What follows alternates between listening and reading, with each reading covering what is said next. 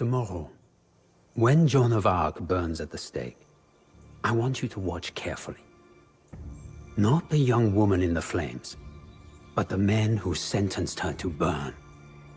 The English will carry out the sentence, but when nothing but her ashes remains, it is the Grand Duke of the West, our Duke of Burgundy, that will have seized a triumph. For you see, this spectacle is not really about the Maid of Orleans. Her death is only as important as the benefit that it brings us. What burns on that pyre is not Joan the person, but La Pucelle, the symbol of the French resistance. You are young, my son. You have never seen our duchy as anything but a powerful state. But we were not always so mighty. In the greater tale of history, Burgundy is but a newborn power, carved from the lands of the kingdoms and empires that surround us. Our ascent began with John the Fearless, the father of our current duke.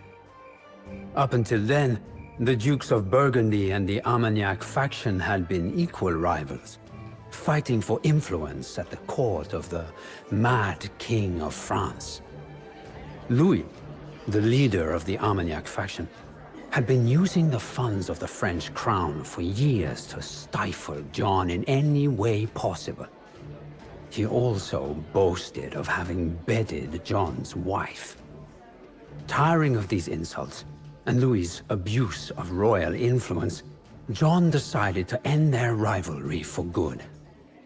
Just 3 years into his reign, he sent 15 men to stab the Armagnac Duke to death on the streets of Paris in broad daylight. It was a true show of force. In one bloody act, John established himself as the most powerful duke in France. The Armagnac faction, now leaderless, began preparing for a long war. To keep the Burgundians occupied, they supported a revolt in the city of Liège, which was ruled by John's brother-in-law, the Duke of Bavaria. John the Fearless would not let such unrest spoil his plans for the Grand Duchy.